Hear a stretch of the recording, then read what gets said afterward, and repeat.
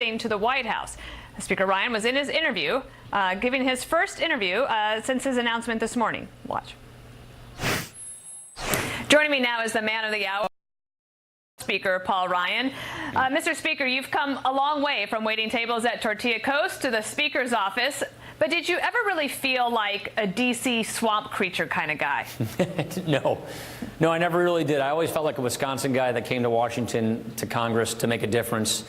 And I'm really gratified that I feel like I've made a big difference. I've accomplished much of what I wanted to do.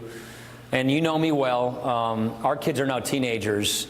And I just came to the basic conclusion, I feel like our majority's in good hands. The president's given us this chance to get a lot done, which we've gotten a lot done. And with teenagers at home, I do another term, and they will really only know me as a weekend dad. You have to remember, I came to Congress before I had kids. So they've only known me as a weekend dad, and if I do another term, that's all they'll ever know me as, and that's just something I just can't do. Well, I think a lot of people would understand that. I do wonder, I know that you've talked about, entitlement reform being one of those missed opportunities, but a big one. I mean, CBO just announced on Monday the deficit figures, and looking at them now, $804 billion in 2018, but if we do nothing, looking at $1.5 trillion in 2018. And in addition to that, you also saw that the Affordable Care Act, or Obamacare, repeal and replace did not happen. Is that something, those two things, do you think you'll continue to work on those in whatever you decide to do next? Those two things are one and the same. So repealing and replacing Obamacare is entitlement reform, and that's the one big thing that I've always wanted to do that we still haven't done. But I'm proud of the fact that the House has done it. Ever since I became the head of the Budget Committee, which was a number of years ago, the House has passed budgets which actually balance the budget and pay off the debt, pay down the debt. The House did pass the biggest entitlement reform bill last year that Congress has ever considered, which would have done more to shave trillions of dollars of debt off the books than anything else Congress has ever done. Maybe some of your allies might think that you might need to run for the Senate then. Right, so that's the one thing is it missed by one vote in the Senate. So do I regret the Senate missing this opportunity of a lifetime to reduce the debt and bring down health care premiums? Yeah. I'm proud of the fact that the House has consistently passed these bills. The House passed this bill. The Senate didn't. And so there's more to do. But I do feel like we've done a lot to advance this cause. We're not there yet, but I think we'll get there because we have to do this. Well, you've been a fundraising juggernaut. And I think some people might be surprised that you made the decision to leave because, as I understand it, you hit your goal of the fundraising number 7 months early because you were trying to help other Republicans to try to keep their seats. But 58 members of Congress are not seeking re-election this year. And there was some feeling today that are you perhaps abandoning the troops in the middle of a pretty tough midterm? No, not at all, because first of all, I'm going to keep doing the fundraising. I've broken every record that any speaker's ever had on fundraising, and I'm going to keep running through the tape on that. Second, I don't think anybody's election is going to hinge on whether or not Paul Ryan is Speaker of the House. I think we're going to have a strong record to run on. We're going to have the resources to communicate our story, so I feel very good about things.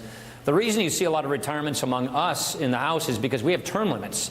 We have term limits on committee chairmen, and most of those chairmanships are now ending. And so people naturally retire when their chairmanships end. So that's why I think you have a lot of that. And plus, we've gotten a lot done. We did tax reform for the first time in a generation. We rebuilt the military from being hollowed out, which was really important. We've deregulated the economy, which is really helping the economy grow. We're on to workforce development and infrastructure.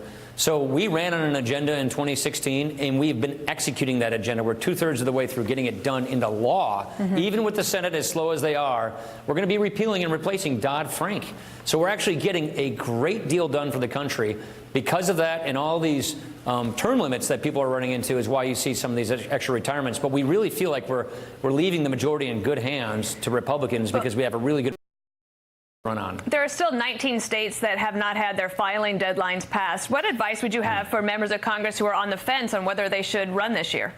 Well, obviously, I think people should stay. Look, my experience, being Speaker of the House is a lot different than being a member of Congress. When I was chairman of the Ways and Means Committee, I was home with my family during congressional recesses. Last week, I was in San Antonio, Houston, Dallas, Corpus Christi, Texarkana, and Austin, just to name a few, in Wisconsin. So that's a little different in this job. This job, because of it, requires a great deal of travel. such to the point where I basically see my family on Sundays, and that's just when your kids are growing. We were looking at colleges a week ago. Do you plan to stay? It's a fleeting thing. That's why. I'm going to stay through the term. I'm going to stay through January. But do you plan to stay in Janesville? Do you think you'll keep your family there? Yeah. I have no plans to change any of that.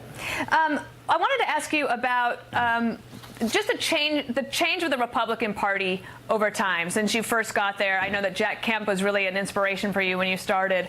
And the small government conservative is sort of, in some ways, becoming extinct. And you're leaving Congress, I certainly adds to that. President Trump and you have developed a good and healthy relationship. You've come a long way from where he used to say that Paul Ryan is a man who doesn't know how to win. What was it that changed in your relationship between the campaign and then the end of last year where you were able to get those accomplishments that you've been talking about? Yeah, we didn't actually know each other. So honestly, Dana, it's just knowing each other. We spend a great deal of time with each other. I'm having dinner with him tonight. We speak on the phone constantly. So honestly, we've just developed a good friendship. We've developed a good rapport. He is the one who gave us, with his victory, this ability to get all this work done. So I'm very excited about that. And you mentioned small government conservative. That's alive and well here in Congress, in the House of Representatives. Again, we've passed over 500 bills here in the House. We're passing the balance